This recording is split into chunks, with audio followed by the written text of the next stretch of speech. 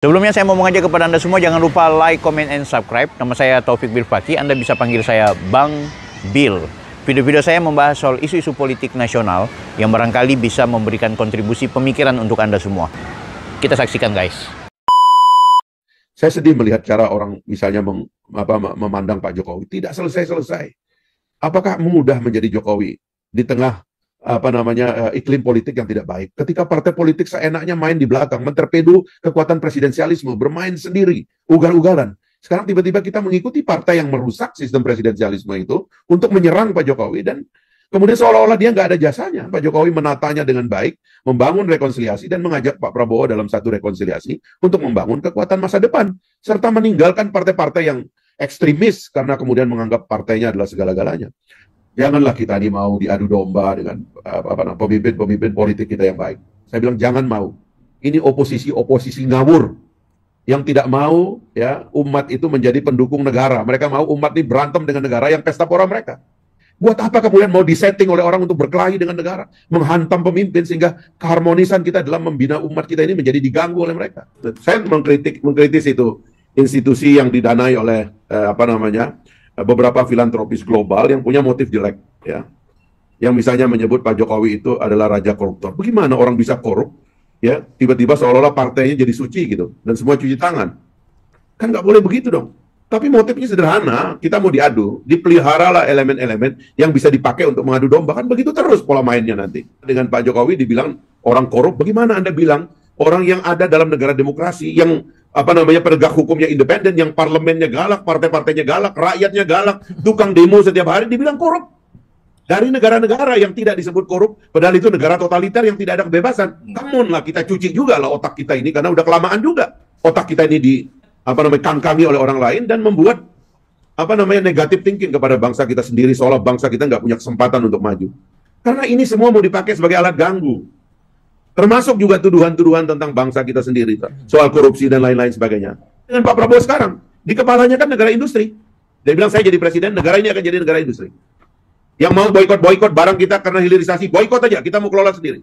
Ini mirip dengan yang dilakukan oleh Cina ketika mereka diblokade. Saya tidak kebayang kalau pemimpin yang menang kemarin bukan yang berpengalaman, bukan yang punya wibawa, bukan yang bisa marah-marahin pemimpin dunia. Dan alhamdulillah Pak Prabowo menang, dan inilah orang yang kalau kita periksa hatinya, tidak ada niat sedikit pun untuk mempersulit rakyat, membohongi rakyat. Apalagi tunduk kepada elit yang korup, itu mustahil pada Pak Prabowo. Memang tidak banyak media yang memfasilitasi percakapan tentang tata dunia dan tentang situasi dunia kita. Kebanyakan bicara tentang situasi lokal, sementara kalau Indonesia ingin eksposurnya menjadi negara besar, maka literasi para pemimpinnya tentang situasi dunia itu harus kuat. Generasi pertama bangsa kita ini dan generasi pertama pembentukan negara itu orang-orang yang sangat literate dengan tata dunia, tentang situasi dunia. Buku-buku yang ditulis oleh Bung Karno, Bung Hatta, Syahrir, Natsir itu selalu mengutip secara tebal ya situasi dunia tempat kita hidup ini. Dan Gelora ingin masuk ke segmen itu, karena itulah di awal berdirinya Gelora bahkan memakai semboyan Indonesia sebagai kekuatan kelima dunia. Sebenarnya ini untuk mengundang literasi bangsa kita supaya sadar bahwa Indonesia punya hak untuk menjadi kekuatan negara besar ya, dan untuk itulah juga Indonesia didirikan. Dan untuk misi besar itu juga kita ini bersatu. Kita di awalnya keluar dari penjajahan dan kita gunakan itu sebagai medium bagi konsolidasi nasional supaya kita kuat dan bersatu melawan penjajah. Tapi setelah kita menang, kita cantumkan dalam tujuan bernegara, kita akan menjadi kekuatan dunia.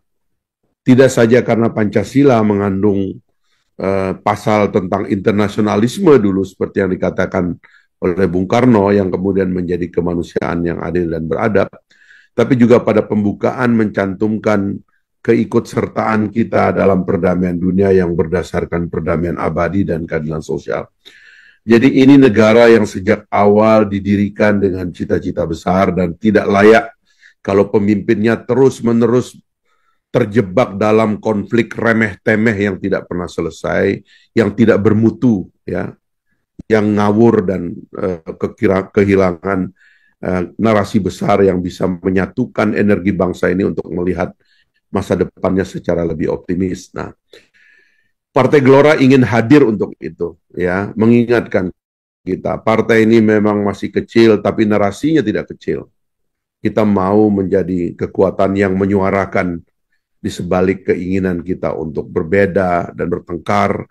Ada cita-cita besar yang kita sandingkan di depan pikiran semua pemimpin nasional, yaitu keinginan agar Indonesia menjadi kekuatan kelima dunia. Jadi inilah nasib kita menurut saya, ya, yang harus terus-menerus didengungkan. Sekali lagi, Partai Gelora ingin menjadi pengusung dari narasi besar itu. Nah, yang kedua yang saya ingin katakan adalah, dan kita berada di ceruk sejarah yang menentukan, ya. Pak Anies Mata berkali-kali mengatakan ini adalah kesempatan kita. Pada saat dunia ini tidak terlalu terkonsolidasi, kekuatan lama sepertinya centang perenang dan mengalami kegagalan struktural yang akut, maka Indonesia sebagai pengusung dari peradaban mulia, peradaban yang baik, harus tampil ke depan. Dan dalam dunia seperti inilah kita harus semakin tampil, semakin berani dan semakin percaya diri. Nah, alhamdulillah para pendiri bangsa kita juga dari awal melihat celah itu. Waktu kita mengusung Pancasila sebagai ideologi nasional yang diambil dari saripati agama dan kebudayaan bangsa Indonesia, Bung Hatta mengatakan bahwa Pancasila itu adalah mendayung di antara dua karang. Kita adalah kekuatan ketiga dari kekuatan blok barat dan blok timur. Kita adalah kekuatan jalan tengah yang moderat dari kekuatan ekstrim komunis dan kekuatan ekstrim liberalis. Nah, dengan menjadi kekuatan kekuatan ketiga dan kekuatan tengah inilah kita bisa mengusung kekuatan kita sebagai negara yang punya identitas sendiri. Dan kita pandai bergaul ke kiri dan ke kanan. Saya mengikuti rombongan Bapak Presiden ke Beijing dan bagaimana mesranya dia berbicara dengan pemimpin-pemimpin China, karena apapun ada kepentingan bersama secara ekonomi terutama. Lalu kemudian pada hari terakhir kunjungan beliau mengabarkan beliau ditelepon oleh Donald Trump yang baru memenangkan pemilu, dan betapa mesranya komunikasi mereka karena presiden kita adalah presiden yang berbahasa asing secara sangat fasih. Sampai Donald Trump kaget dengan kemampuan beliau berbahasa. Jadi pemimpin Indonesia mengambil jalan tengah karena mereka pintar, karena mereka berani, karena mereka punya identitas, dan karena mereka punya jati diri yang kuat. Bukan karena minder, lalu tidak punya arah dan tidak punya pendirian atas jati dirinya sendiri.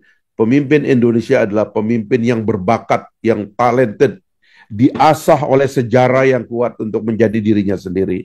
Dan ini kita miliki di depan presiden kita yang sekarang. Jadi karena itulah saya percaya bahwa jalan baru Indonesia dan kekuatan dan keinginan kuat kita itu harus mempersatukan kita. Karena itulah sebenarnya ada tiga Mbak Mia yang saya ingin katakan sebenarnya. Dan ini saya katakan di depan para menteri, ada 100, lebih kurang 100 anggota kabinet waktu berada di Magelang, ya.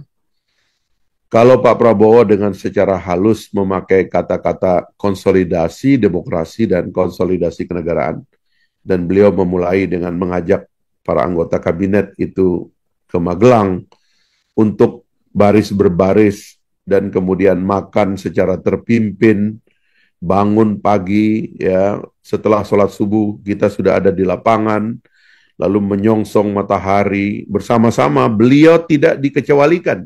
Beliau berada di lapangan bersama-sama dengan kita. Itu menggambarkan satu keinginan untuk menata kembali bangsa kita. Beliau sebelum kami dilantik berceramah berkali-kali tentang statecraft, bahwa negara itu ada ada ilmunya cara kita mengelolanya, dan beliau konsolidasi. Tapi dalam pertemuan itu saya mengacungkan tangan dan saya berbicara, dan saya katakan kepada teman-teman, kalau Pak Prabowo memakai kata konsolidasi, marilah kita sadari bahwa ini kembalinya komando. Bangsa ini hidup dalam tradisi komando yang cukup panjang. Komando ini dalam bahasa lama, orang mengkritiknya sebagai feodalisme atau apapun namanya, dengan segala macam tuduhan-tuduhan jelek kepada keinginan mengkonsolidasi bangsa. Saya katakan ini komando, paling tidak 3 komando yang harus kita tegaskan. Pertama itu komando politik. Politik kita ini centang perenang. Politik kita ini politik liberal yang sebenarnya sudah terlalu banyak memakan korban konsolidasi nasional, keharmonisan dan harmoni di antara anak bangsa, di antara pusat dan daerah, di antara timur dan barat, di antara suku dan agama itu centang perenang. Karena diadu oleh liberalisme yang liar, yang membolehkan kita saling menghina dan bertengkar terhadap hal-hal yang tidak signifikan. Nah, karena itu, mumpung para politisi semuanya dan tokoh ketua umum partai politik ada di sini, saya bilang, mari kita ikut komando politik ini dalam pengertian kita fasilitasi prosedur kita berpolitik secara lebih baik. Ada godaan di dunia ini sekarang untuk ikut dengan cara China. Karena China itu negara yang terbesar sekarang ini, mengeluarkan rakyatnya dari kemiskinan. Dalam satu generasi, 700 juta orang Cina itu keluar dari garis kemiskinan. Dan semuanya sekarang punya rumah yang layak, bahkan perumahan di China itu ratusan juta oversupply, padahal penduduknya 5 kali lebih besar kita. Dan mereka pendapatan per kapitanya sekarang hampir 4 kali melewati kita, padahal kita merdeka pada hari yang pada saat yang sama dengan mereka. Sehingga ada orang tergoda untuk menjadi otoriter, ya. Di sebelah kanan itu ada Barat yang nampak tidak terkonsolidasi, demokrasi liberal sedang terhuyung-huyung, mereka masih berperang dan menyisakan jatuhnya moral mereka sebagai negara demokrasi karena membiarkan Israel melakukan genosida di Palestina dan Gaza, dan sekarang merambah kepada negara-negara lain. Barat sedang kejatuhan nilai moral. Apakah kita harus memilih mereka? Tidak, kita punya jalan sendiri. Ini adalah penegasan jati diri saja. Politik Pancasila ini harus di-restore sebagai bagian dari narasi besar kita untuk bersatu. Sebab kita ini dipertengkarkan oleh hal-hal yang tidak-tidak. Dan apalagi sekarang ini, karena ada kebebasan sosial media dan sebagainya, seolah-olah ini jalan bagi kita untuk saling meniadakan. Saya sedih melihat cara orang misalnya memandang Pak Jokowi. Tidak selesai-selesai. Apakah mudah menjadi Jokowi di tengah iklim politik yang tidak baik? Ketika partai politik seenaknya main di belakang, mentorpedo kekuatan presidensialisme, bermain sendiri, ugal-ugalan. Sekarang tiba-tiba kita mengikuti partai yang merusak sistem presidensialisme itu untuk menyerang Pak Jokowi, dan kemudian seolah-olah dia nggak ada jasanya. Padahal bagaimana ada situasi transisi yang baik sekarang yang disebut oleh video kita tadi itu, kalau bukan Pak Jokowi menatanya dengan baik, membangun rekonsiliasi dan mengajak Pak Prabowo dalam satu rekonsiliasi untuk membangun kekuatan masa depan, serta meninggalkan partai-partai yang ekstremis karena kemudian menganggap partainya adalah segala-galanya. Nah, menurut saya ini yang memerlukan komando baru. Politik kita harus punya arah yang baik, ya, dan punya kemampuan konsolidasi untuk memiliki kekuatan. Yang kedua, saya kira konsolidasi ekonomi. Pak, tidak bisa dihindari lagi bahwa Pak Prabowo adalah titisan dari keluarga koperasi. Keluarga yang memperjuangkan ekonomi rakyat, keluarga ekonomi Pancasila, dan beliau katakan berkali-kali dan bahkan terbuka menyerang ekonomi neoliberal yang memanjakan para pemilik modal dan kemudian mengizinkan pengerusakan opresi oleh kekuatan-kekuatan ekonomi kepada basis-basis perekonomian rakyat.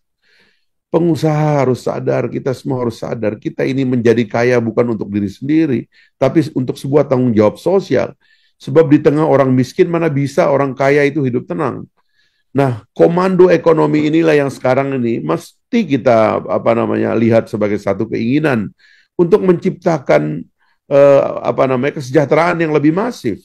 Paling tidak Pak Prabowo hanya ingin melakukan dua hal dalam ekonomi. Berhentilah kita mencuri, berhentilah kita merusak alam, berhentilah mengacak-acak alam ini sambil tidak mau bayar pajak, tidak mau membayar cukai, dan bahkan pejabat-pejabat melakukan korupsi di atas pesta pora sumber daya alam ini seperti yang dilakukan VOC dulu.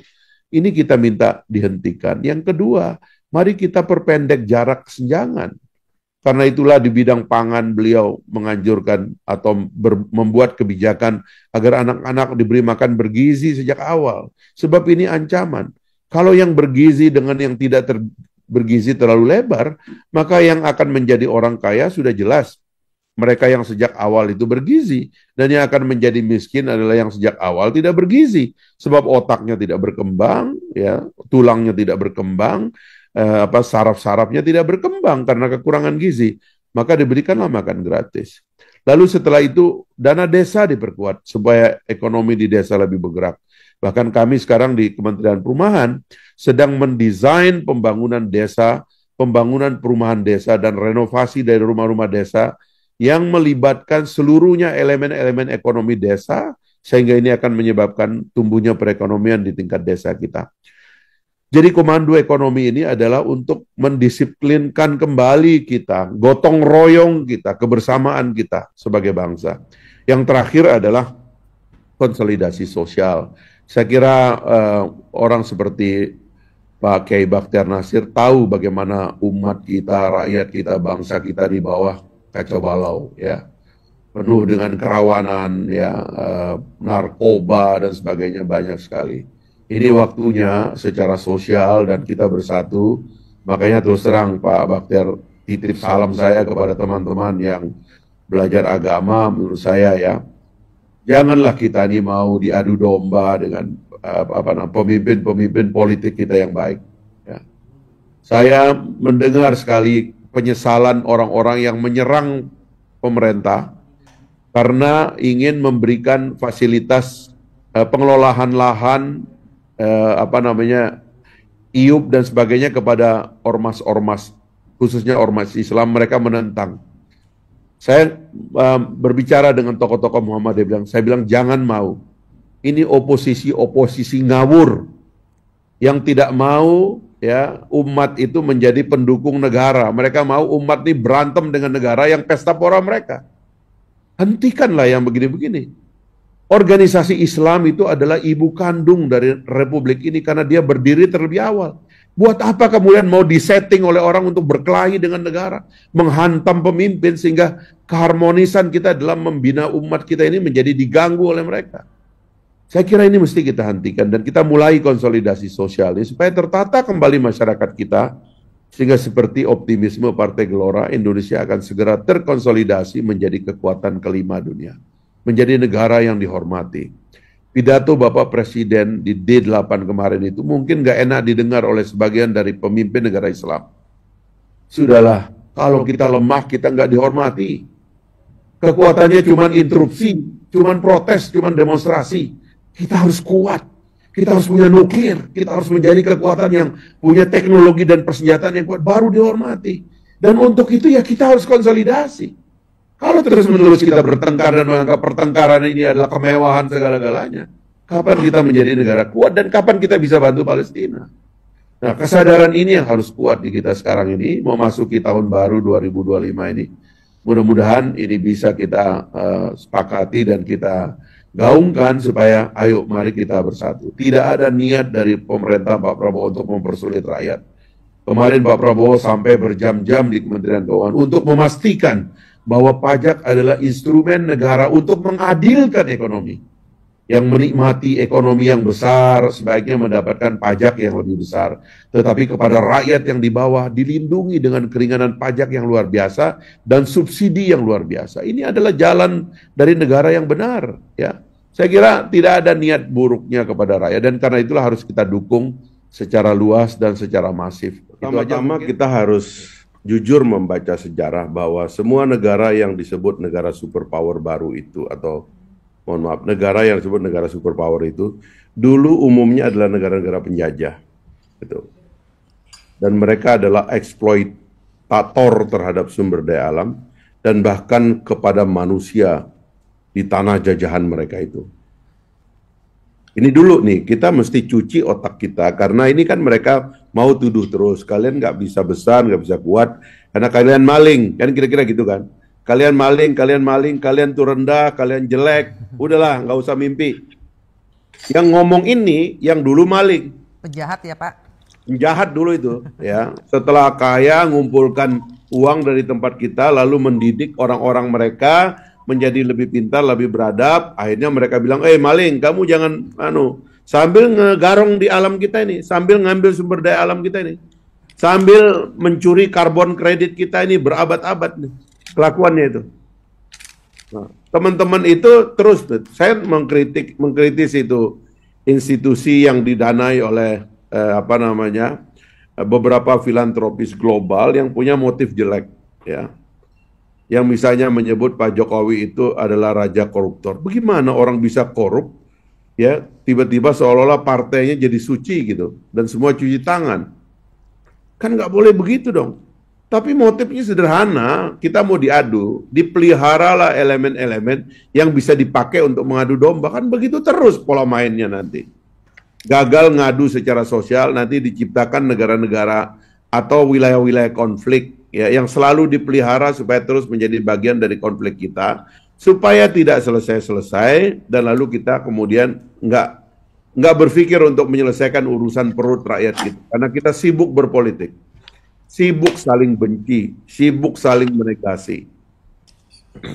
Pak Prabowo mengatakan, saya udah tahu, tipu-nipunya itu saya udah tahu, ya kan, akal-akalannya saya sudah tahu, ya kan. Makanya waktu beliau ke Eropa itu ada pemimpin negara yang mencoba menyerang Indonesia dan mengatakan, wah, itu CPO Pak Prabowo Indonesia bisa kena ban tuh di Eropa. Oh, terima kasih, kata beliau. Kaget semua orang. Oh, terima kasih.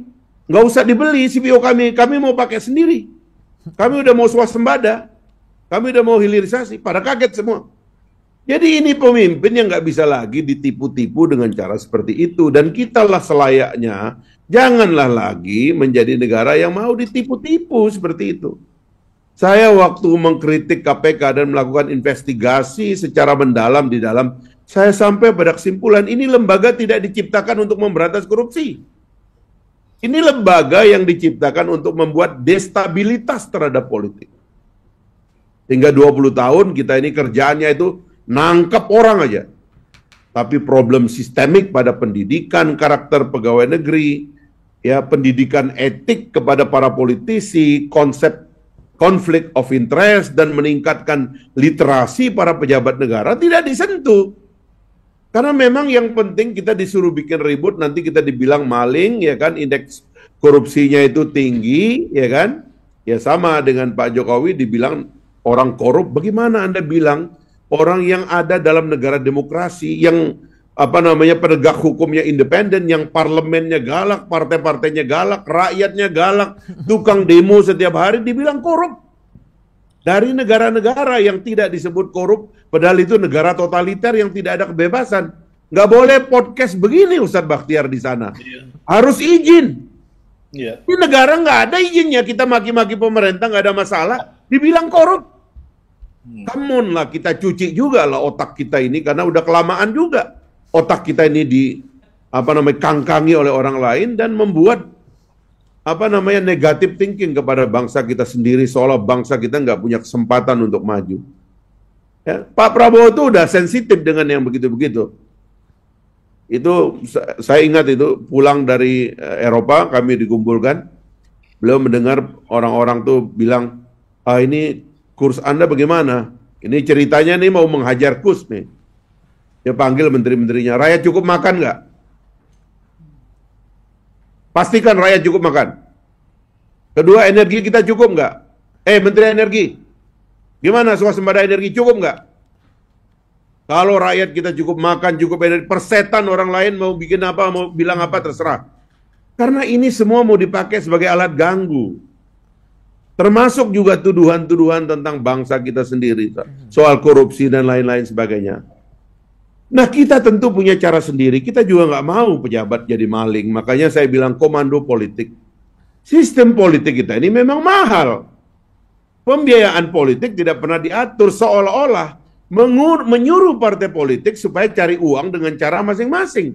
Anggota dewan cari uang dengan cara masing-masing. 580 anggota dewan disuruh cari uang dengan cara masing-masing. 580 cara korupsi. Mesti diatur dong supaya kita jangan jadi maling, supaya kita jadi bangsa beradab. Kita punya cara kok.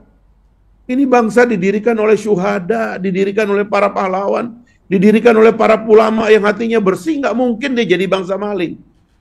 Tapi kalau kita terjebak dengan cara orang lain, mohon maaf saja, ya nggak bakalan selesai. Orang lain nggak mau kita menyelesaikan masalah kok.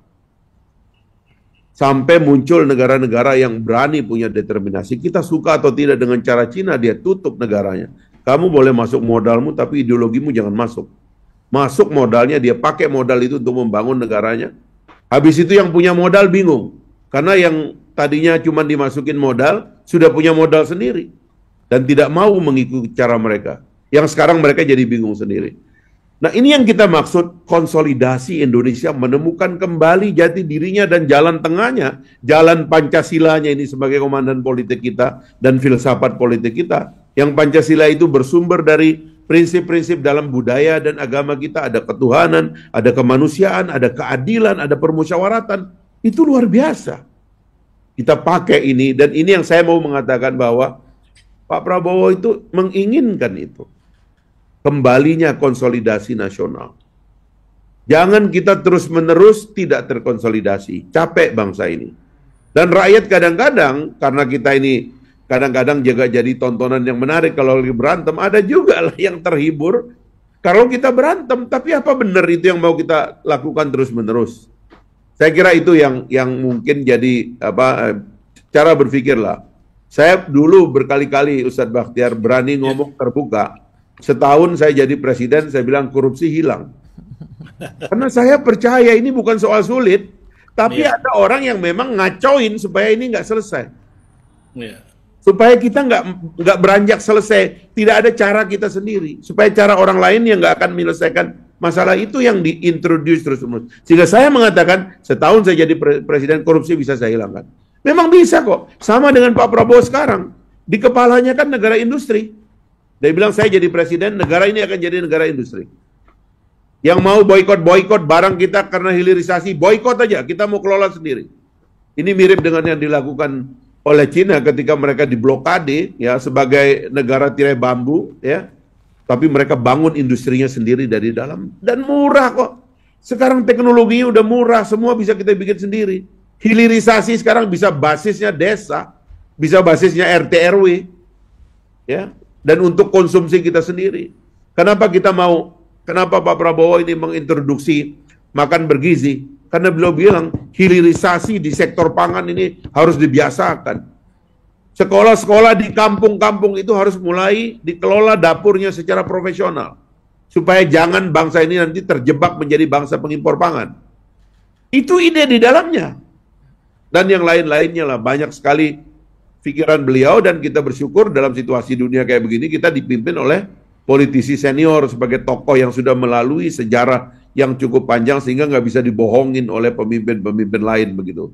Saya kira kita ini berada pada cekung sejarah yang sangat monumental.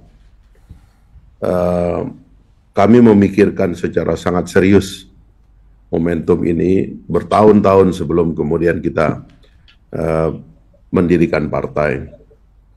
Dan alhamdulillah kita sekarang ketemu pemimpin untuk momentumnya. Saya tidak kebayang kalau pemimpin yang menang kemarin bukan yang berpengalaman, bukan yang punya wibawa, bukan yang bisa marah-marahin pemimpin dunia. Dia di hari-hari awal dia menjadi presiden. Bahkan sebelum menjadi presiden di Shangri-La Dialogue, itu beliau sudah berbicara keras dan menyebabkan para menteri pertahanan di dunia ini secara pribadi menelpon dan berkomunikasi dengan beliau, memberitahukan masalah yang sebenarnya. Yang masalah sebenarnya adalah banyak negara yang sudah tidak tahu cara untuk berhenti berperang karena kendali dari tombol-tombol perang itu tidak berasal dari aktor-aktor negara.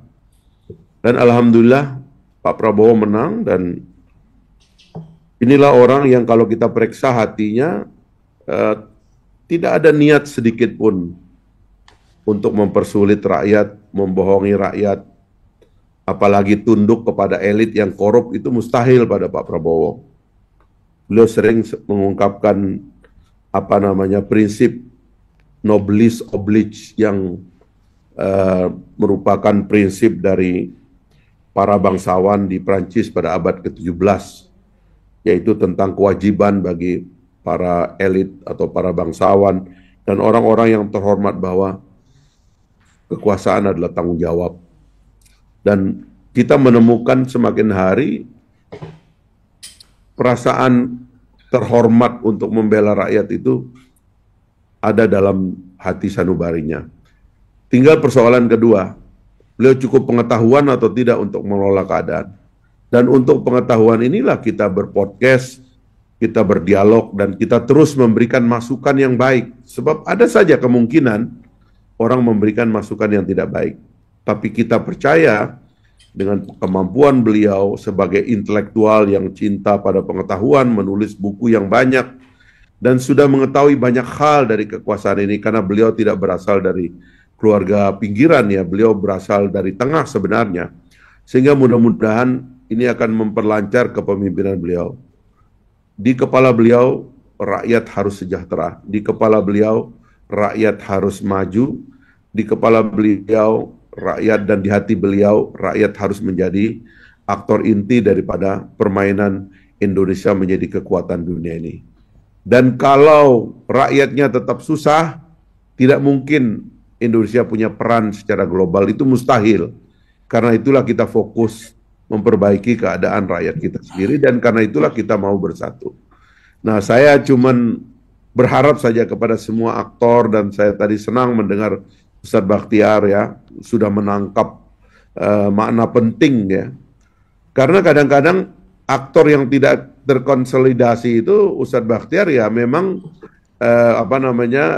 kader-kader umat ini ya, yang tidak mengerti kepentingan makro dan nasional kita. Semuanya itu diambil pribadi gitu, dan kalau sudah marah tuh pakai ayat-ayat padahal itu pribadi sifatnya. Yeah. Yang gini-gini nih perlu konsolidasi terus-menerus. Partai Gelora hanya ingin meyakinkan bahwa ikhtiar kita untuk menjadikan Indonesia sebagai kekuatan kelima dunia sedang menemukan momentumnya, dan karena kita ini negara yang mayoritas penduduknya beragama Islam, maka ini adalah waktu bagi umat untuk tampil dalam percaturan global. Nah, inilah mungkin pesan pentingnya di awal hari pertama kita 2025 ini ya. Mudah-mudahan hari-hari ke depan kita tetap bisa bersatu dan berkonsolidasi di bawah kepemimpinan Pak Prabowo. Semua harus terkonsolidasi. Teman-teman politik yang punya masalah karena nggak ngerti bagaimana keluar dari cengkraman politik yang buruk, ya, keharusan untuk korupsi dengan jabatan dan sebagainya, ayo konsolidasi. Coba cari jalan yang baik. Para pengusaha yang terus-menerus ya mau ngakal-ngakalin aturan perpajakan dan sebagainya untuk menumpuk kekayaan, lupa kepada keadaan masyarakat. Ayo kita konsolidasi. Sehingga rakyat kita yang banyak pun mulai hormat dan respek kepada pemimpinnya. Sebab kalau tidak, sekali lagi ya, konsolidasi sosial, konsolidasi ekonomi, dan konsolidasi politik adalah nafas dari hari-hari ke depan kita. Terima kasih sekali lagi Mbak Mia, ya, selamat kepada teman-teman di studio juga. Salam hormat kepada semuanya. Melalui kesempatan ini, mewakili Partai Gelora, saya mengucapkan selamat tahun baru kepada semuanya. Mari kita optimis menghadapi hari-hari kita ke depan.